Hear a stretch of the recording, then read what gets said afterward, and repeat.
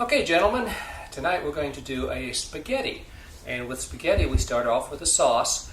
Good thing about spaghetti is you're not real sure what time you're going to entertain. You put the sauce on. You can cook it a minimum of 2 hours. You can cook it 3.5 hours. Really, the more it simmers, the better it's going to be.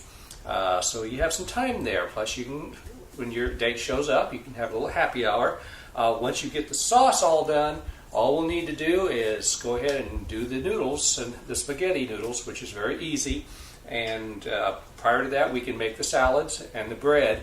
To make the salads, go back to our salad section to tell you how to put together a good salad for this meal. Okay, we're going to start off with some fresh mushrooms already cut. We have peppers. I'm using yellow. We can do green. Onions, diced but not diced real small. And the garlic is also diced in larger pieces. The reason I do that is you have the flavor of the garlic while you're eating it, and then pressed. And of course, this is all stuff that you've learned at the beginning of this app. So we're going to go over to our pan. We need a nice tall pan because we're going to be adding things to it later. First thing we're going to do is saute the veggies. So throw some butter in there. Things are always good sauteed in butter. I know a lot of recipes say olive oil. Yeah, it's a little bit healthier, but boy, butter makes things taste good. Okay, then just dump onions in first.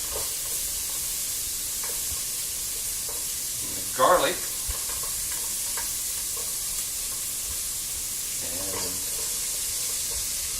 And peppers and mushrooms.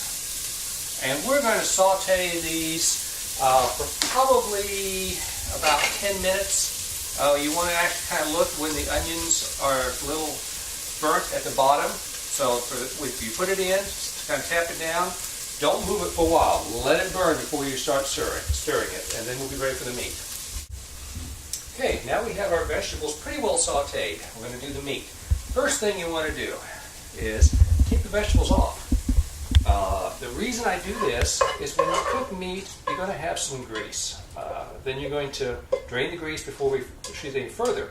If you keep the vegetables in the pot, then the vegetables are going to soak up the grease, and they're going to taste greasy. Right now you have a nice buttery flavor with them, and you want to keep it that way.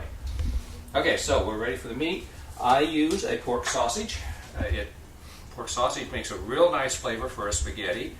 You can use an Italian sausage if you want something a little bit hotter, or you want something a little more bland, just plain old hamburger.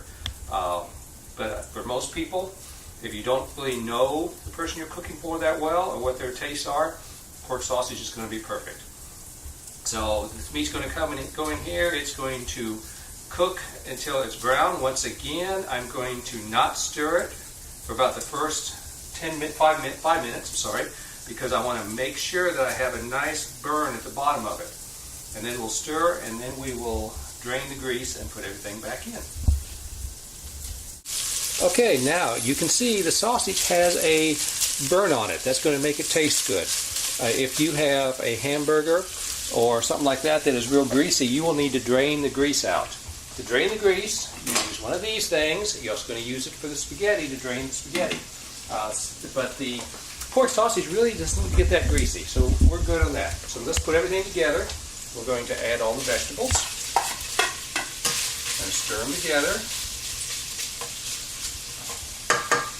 Okay. We're going to, sausage isn't the only meat. We're going to have a pepperoni in this. I get the pepperoni sliced on a number 6, or you want to slice thick, and then I dice it. Same thing for pizzas. If you go to the pizza recipe that we have in the app, and just put the pepperoni in here and let it cook in there for a little bit. Okay, since we are cooking for 2, I basically have 2 cans of tomatoes. I'm going to use a plain sauce. So dump the plain sauce in, and then I use diced tomatoes. So you get the saucy taste in the sauce, and then you get the tomato added with the diced tomatoes. Spaghetti sauce, if you want to get a spaghetti sauce already prepared at the store, your preference. I really don't like spaghetti sauces because most of them come in way too sweet, and they put a lot of high-calorie stuff in there. This is kind of a more natural taste. Okay, now we need to put in some spices. I'm using roasted garlic from a jar. Just dump a bunch in. I think the recipe has how much to put in there. When I cook, I dump. But as you get onto this, you will kind of know what it's like. And then oregano, also from a jar. Once again, I do not like using the dry stuff unless I have to. This tastes so much better and flavors it so much better. And let's stir all this together. And then, finally, red wine. You can use, I like Pinot Noir to cook with. You can also use a Merlot. Anything is good. You don't want to put too much in because you'll make your spaghetti sauce too thin. But a little bit of flavoring is good. I will cork this now and we will have it with the meal, or you can have it before the meal. Or you can just drink the rest of it waiting for your date to show up. Whatever you want to do with it, and open another bottle. Okay, we're going to wait until this starts boiling, and then I'm going to turn it down to low and simmer it for, like I said, anywhere from 2 to 3.5 hours, and it will taste good.